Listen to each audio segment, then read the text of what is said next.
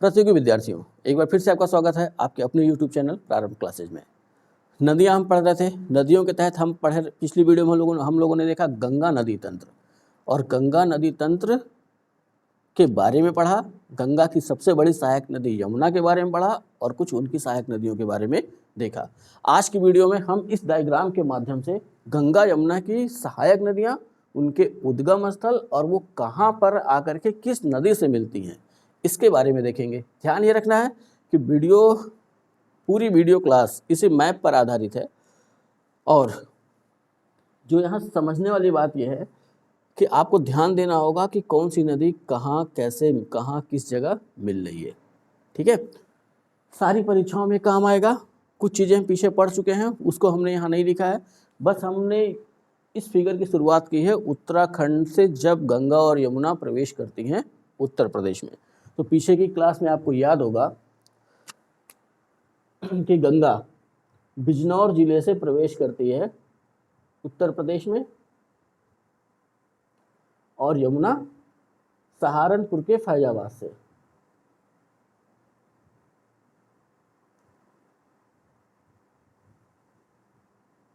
सहारनपुर के फैजाबाद नामक स्थान से यमुना प्रवेश करेगी उत्तर प्रदेश में। ठीक उसके ऊपर उत्तराखंड में अगर हम चलें तो यमुना की हिमालय क्षेत्र में सबसे बड़ी सहायक नदी है टोंस। मैं टोंस पे इसलिए ज़्यादा ध्यान दे रहा हूँ कि आगे चल के हम यहाँ देखेंगे गंगा की भी एक सहायक नदी है टोंस, जो मध्य प्रदेश की पहाड़ियों से निकलती है और इलाहाबाद के आगे आकर के मिलती है। तो क्वेश्चन में क्लियर होगा, जैसा कि मैंने पिछली वीडियो में बताया था कि वहाँ ये क्लियर होगा कि अगर यमुना वाली टोंस के बारे में पूछेगा तो वो ये पूछेगा कि इनमें से हिमालयी क्षेत्र में टोंस किसकी सबसे बड़ी सहायक नदी है। इस तरह का क्वेश्चन होगा। अगर हिमालयी क्षेत्र न जुड़ा हो तो जाहिर सी बात है इस टोंस के बारे में बात की जा रही है जो गंगा की सहायक नदी है। तो ध्यान रखिएगा, जो लाल रंग से जो लाइन मैंने खींची है ये है गंगा नदी, और नीले रंग से जो लाइन मैंने खींची है ये है यमुना नदी। ठीक है, थोड़ा सा पीछे चलते हैं। तो पीछे हम लोगों ने क्या देखा था, गंगा का उद्गम स्थल गंगोत्री या गोमुख, और उसका स्रोत है गंगोत्री हिमनद। और जब ये निकलती है गोमुख से तो इसका नाम होता है भागीरथी। टिहरी के पास आकर के इसमें मिल जाती है भिलंगना, और फिर भागीरथी के नाम से ही आगे बढ़ती है और देवप्रयाग में आकर के इससे मिल जाती है अलकनंदा। तो भागीरथी और अलकनंदा के मिलने से गंगा की उत्पत्ति होती है। यमुना के बारे में हम लोगों ने क्या देखा था, यमुनोत्री से बंदर पूंछ, यमुनोत्री हिमनद, वहाँ से यमुना निकलती है। और ये दोनों नदियाँ गंगा के बारे में ध्यान रखना है कि हरिद्वार के निकट या हरिद्वार में गंगा मैदानी क्षेत्रों में प्रवेश करती है या मैदानी क्षेत्रों में आती है, और वैसे ही उत्तर प्रदेश में जैसे गंगा आएगी तो वो बिजनौर जिले से उत्तर प्रदेश में प्रवेश करेगी। वैसे ही यमुना उत्तर प्रदेश में प्रवेश करेगी तो सहारनपुर जिले के फैजाबाद नामक स्थान से। तो पहले हम यमुना वाली नदी पर फोकस करेंगे, यमुना नदी की सहायक नदियों के ऊपर। यमुना आगे बढ़ती है, आगे बढ़ने के बाद ये ध्यान रखना है कि इसी नदी पर अपनी राजधानी भी स्थित है दिल्ली। ठीक है, वो इसलिए बता दे रहा हूँ कि ये ध्यान रखिएगा कि अपनी राजधानी दिल्ली जो है यमुना पे ही स्थित है। और यमुना की जो सबसे बड़ी सहायक नदी जो पिछली वीडियो हम लोगों ने देखा था वो थी चंबल। ठीक, तो चंबल की भी दो प्रमुख सहायक नदियां हैं, एक है क्षिप्रा और एक है बनास। तो क्षिप्रा उज्जैन होते हुए निकलती है, जो ये लाइन मैंने बना रखी, ये बिंदी में बना रखी है, ये दर्शाया है हमने उज्जैन को। महाकालेश्वर मंदिर शिव को समर्पित है। यहाँ भी हर 12 साल में महाकुंभ का आयोजन किया जाता है। तो क्षिप्रा नदी पर ही उज्जैन स्थित है। क्षिप्रा आगे चल के चंबल में मिल जाती है, दोनों की संयुक्त धारा चंबल नाम से फिर आगे बढ़ती है। आगे चल के बनास भी चंबल में मिल जाती है, फिर दोनों की संयुक्त धारा आगे प्रवाहित होते हुए पहुंचती है उत्तर प्रदेश, और उत्तर प्रदेश में इटावा के पास ठीक है, उत्तर प्रदेश में इटावा के पास चंबल मिल जाती है यमुना से। जो दूसरी इसकी प्रमुख सहायक नदी है वो है सिंध, मालवा का पठार यानी मध्य प्रदेश। ठीक है, तो मालवा का पठार मध्य प्रदेश में है, तो मालवा के पठार से ये निकलती है, प्रवाहित होते हुए पहुंचती है उत्तर प्रदेश और यमुना में संगम कर जाती है। अगली जो अपनी नदी है वो है बेतवा, और बेतवा के बारे में ध्यान रखना है कि ये संगम करेगी हमीरपुर के पास। ठीक है, जब हम उत्तर प्रदेश पढ़ेंगे तो इन नदियों को और ध्यान से हम देखेंगे, अभी थोड़ा सा जल्दी में। तो हमीरपुर और इटावा के बीच में यमुना से मिलेगी सिंध, और हमीरपुर में आके मिलेगी बेतवा, और बांदा के पास मिलेगी केन। ठीक, मैंने जगह की बिंदी इसलिए बना रखी कि अब ध्यान रखिएगा कि इसी के आसपास ही ये नदियां यमुना में मिलेंगी। अब एक सीक्वेंस देख लीजिए, पश्चिम से पूरब और पूरब से पश्चिम। तो यमुना की सहायक नदियों की जब बात की जाए तो यहाँ प्रयागराज से हमको लेना है। अगर हम पश्चिम से पूरब से पश्चिम चलें और इसी क्वेश्चन को ऐसे पूछा जाए, इनमें से पूरब से पश्चिम की ओर यमुना की सहायक नदियों का सही क्रम क्या होगा, तो जाहिर सी बात है केन, बेतवा, सिंध और चंबल। ठीक है, अब पश्चिम से पूरब अगर इसी को कर दिया जाए तो चंबल, सिंध, बेतवा, केन, टोंस, और टोंस को छोड़ देंगे, ये गंगा की सहायक नदी है। तो ये इससे ध्यान में रखना है, ये प्रमुख 1 2 3 4 नदियाँ, ऑप्शन भी अपना 4 ही बनता है। तो ये क्वेश्चन बनता है और कई बार बनाया भी गया है कि यमुना की सहायक नदियाँ पश्चिम से पूर्व की तरफ का सही क्रम, यमुना की सहायक नदियाँ पूरब से पश्चिम तरफ का क्रम। अब बेतवा चंबल के बारे में हमने पढ़ लिया, अब चंबल के उद्गम के बारे में देख लेते हैं। तो जनपावा पहाड़ी मध्य प्रदेश विंध्य श्रेणी से इसका उद्गम होता है मालवा के पठार के पास। वैसे सिंध का उद्गम भी मालवा के पठार के पास। वैसे ही बेतवा रायसेन जिला कुमरा गांव मध्य प्रदेश विंध्य श्रेणी से ये निकलती है। वैसे ही केन सतना मध्य प्रदेश कैमूर की पहाड़ियों से निकलती है, और सतना संगम करती है बांदा के पास यमुना से। ठीक है, तो ये आप लोग को ध्यान में रखना होगा, जैसा मैंने समझाया है अभी इतना ही ध्यान में रखना है। आगे चल के यमुना इलाहाबाद के पास यानी प्रयागराज के पास मिल जाती है गंगा में, जो उत्तर प्रदेश में संगम के नाम से जाना जाता है। ठीक है, जहाँ दो नदियाँ मिलती हैं उसको संगम कहते हैं। लेकिन अगर किसी भी उत्तर प्रदेश के रहने वाले से कहे कि संगम का मेला कहाँ लगता है, तो क्या आंसर देगा हमको? प्रयागराज। यहाँ भी महाकुंभ का आयोजन किया जाता है, तो प्रयागराज में यमुना, गंगा और अदृश्य सरस्वती का संगम होता है, यानी 3 नदियाँ मिलती हैं। ठीक, यमुना यहाँ मिल जाती है, दोनों की संयुक्त धारा, गंगा और यमुना की संयुक्त धारा आगे गंगा नाम से प्रवाहित होती है और पहुँचती है वाराणसी। लेकिन वाराणसी पहुँचने से पहले मध्य प्रदेश की पहाड़ियों से निकली एक और नदी है टोंस, जो प्रयागराज से थोड़ी दूरी के बाद गंगा से मिलती है। तो यही ध्यान में रखना है, ऊपर जो टोंस है वो हिमालयी क्षेत्र में यमुना की प्रमुख सहायक नदी, और यहाँ मध्य प्रदेश से निकलने वाली टोंस गंगा की सहायक नदी। ठीक है, आगे वाराणसी में, तो यहाँ ये ध्यान रख लेना है कि नदी का बहाव हमको ध्यान रखना है, इस तरफ हमने कर रखा है। ठीक है, बोर्ड की तरफ अगर हम मुंह करके खड़े हों तो दाहिना हिस्सा अपना पूरब है, बायां हिस्सा हमारा पश्चिम है। तो जैसे हमने पूरब की तरफ मुँह किया तो हमारा जो बायां हाथ है वो नदी का बायां तट, हमारा दाहिना हाथ नदी का दायां तट। तो जितनी नदियाँ इधर से मिल रही हैं वो गंगा के दाहिने तट से, जितनी नदियाँ उधर से आकर के मिल रही हैं वो गंगा के बाएं तट से। सिंपल सा फार्मूला है, कभी भूलेगा नहीं। ठीक है, जैसा भी पूछ ले सोन के बारे में कि सोन नदी गंगा के किस तट से मिलती है, उत्तरी या दक्षिणी, उत्तर से मिलती है या दक्षिण से मिलती है।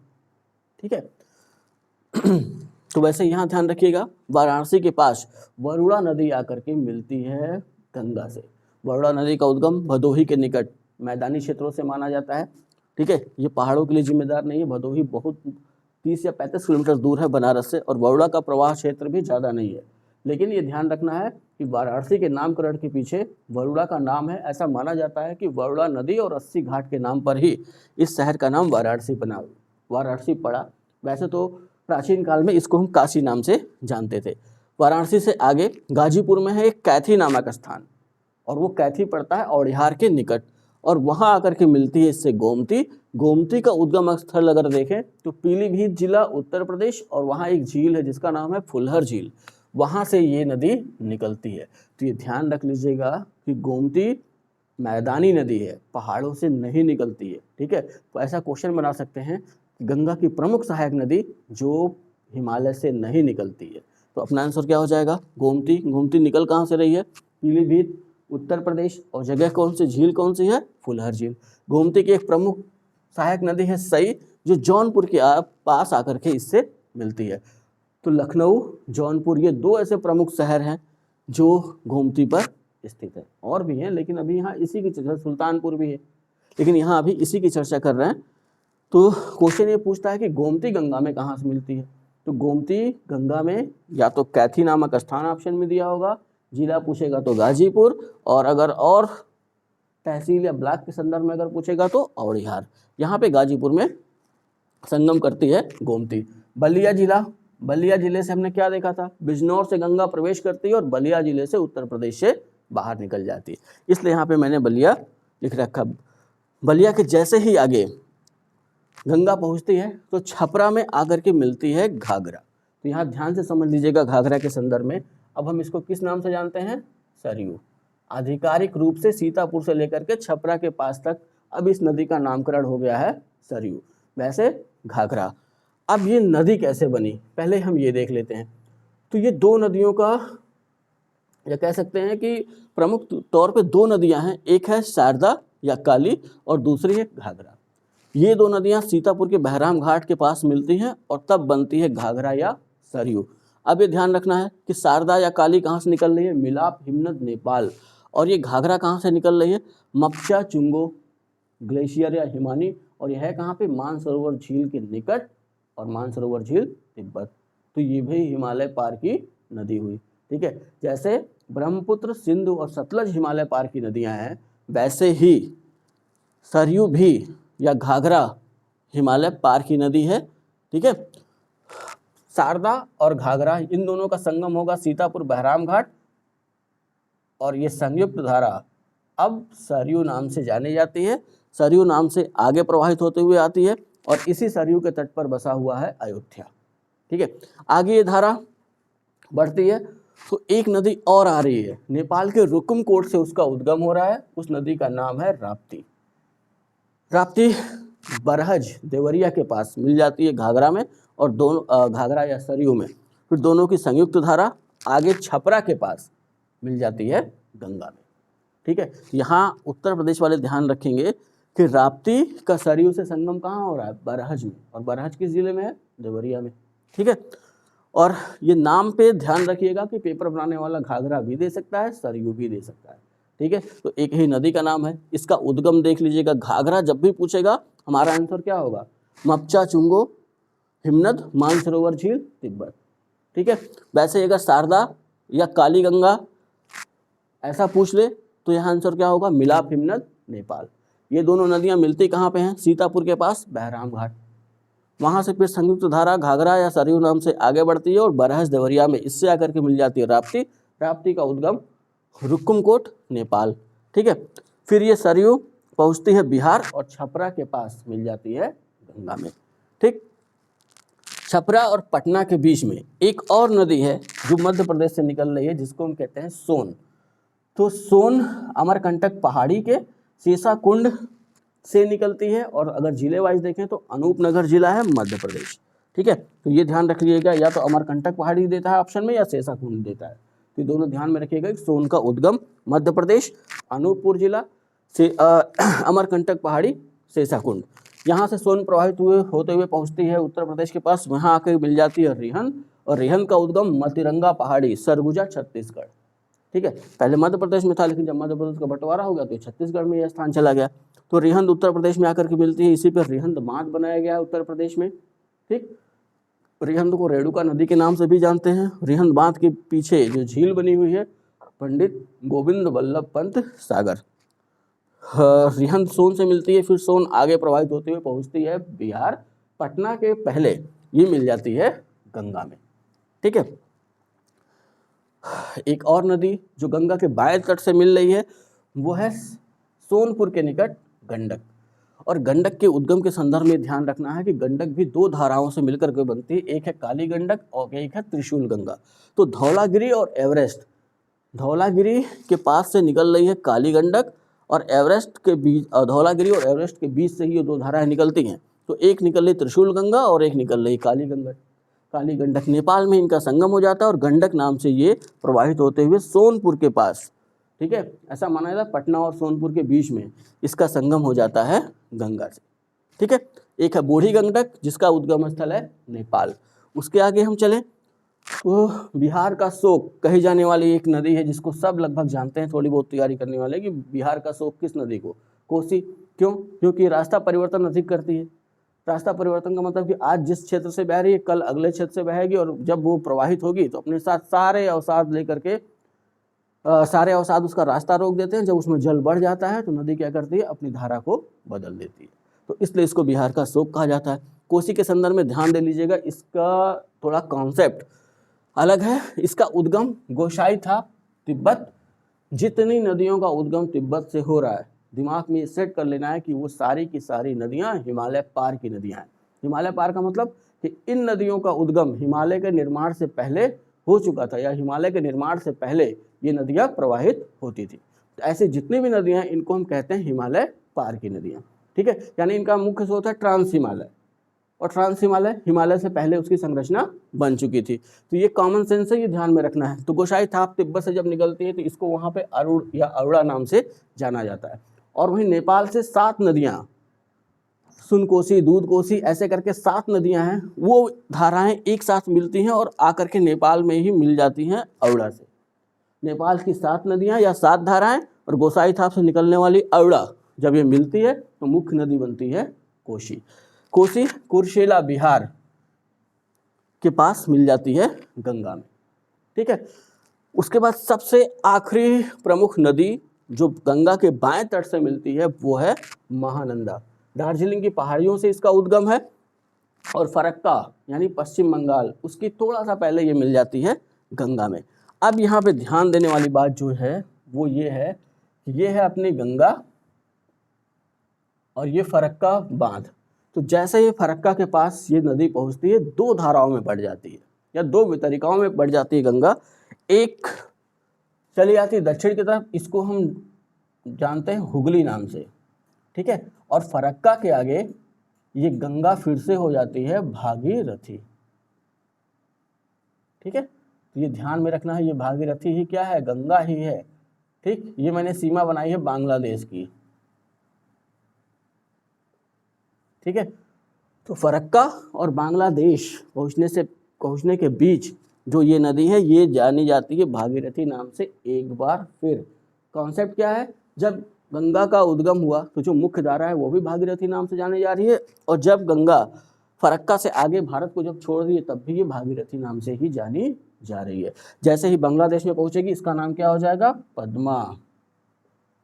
ठीक है, इसके आगे का जो फिगर है या जो नदियां हैं वो ब्रह्मपुत्र के साथ हम देखेंगे कि ब्रह्मपुत्र बांग्लादेश में कैसे गंगा से या पद्मा से मिलती है। तो यहाँ ये ध्यान रख लीजिएगा, फरक्का बांध से 2 धाराओं में बटी, एक भागीरथी या गंगा नाम से आगे पहुंच रही बांग्लादेश और एक हुगली नाम से नीचे चली आ रही है। हुगली की प्रमुख सहायक नदी है दामोदर। जैसे कोसी को बिहार का शोक करते हैं वैसे दामोदर को बंगाल का शोक कहते हैं या पश्चिम बंगाल का शोक कहते हैं। दामोदर की प्रमुख सहायक नदी है वाराकर। दामोदर का उद्गम अगर हम देखें तो छोटा नागपुर पठार, टोरी, पलामू जिला, झारखंड। ठीक है, ये जाके फुल्टा में मिल जाती है हुगली से, और इस हुगली नदी पे सबसे प्रमुख शहर जो बसा हुआ है कोलकाता, सिटी ऑफ जॉय। ठीक है, इसको ध्यान रखना है। आगे फिर यही हुगली कई जल वितरिकाओं में बट करके बंगाल की खाड़ी में अपना जल त्याग देती है। ठीक है, तो ये एक छोटा सा गंगा और यमुना की सहायक नदियों का मैंने एक डायग्राम के मेथड से आपको ये समझाया है। ध्यान से इसको देख लीजिएगा। मैप अगर बना लेंगे और वीडियो को पूरा देख लेंगे तो आधी से अधिक चीज़ें आपको समझ में आ जाएंगी। इसकी अगली वीडियो में जब हम कभी इसके बाद पढ़ेंगे तो गंगा और यमुना की सहायक नदियों को और अच्छे से देखेंगे। उनकी गंगा और यमुना की जो सहायक नदियाँ उनकी भी कुछ सहायक नदियाँ होंगी, उनके बारे में भी देखेंगे। लेकिन अभी जैसा कि एग्ज़ाम का टाइम है तो इतना तैयार करिए, इतने से ही कई क्वेश्चन आपको मिल जाएंगे। हर नदी उसका उद्गम स्थल कहाँ वो मिल रही है, ठीक है, वो ध्यान में रखना है। इतना ही खाली ध्यान में रखना है। यहाँ पर ये जो प्रमुख नदियाँ हैं यहाँ से क्वेश्चन गलत नहीं होना चाहिए। ठीक है, वीडियो अगर अच्छी लगी हो तो लाइक करिएगा, कमेंट करिएगा, वीडियो को शेयर करना ना भूलिए।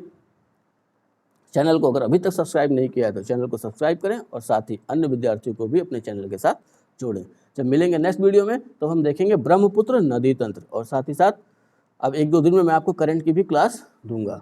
ठीक है, चलिए इतना तैयार करिए, मिलते हैं नेक्स्ट वीडियो में, तब तक के लिए जय हिंद।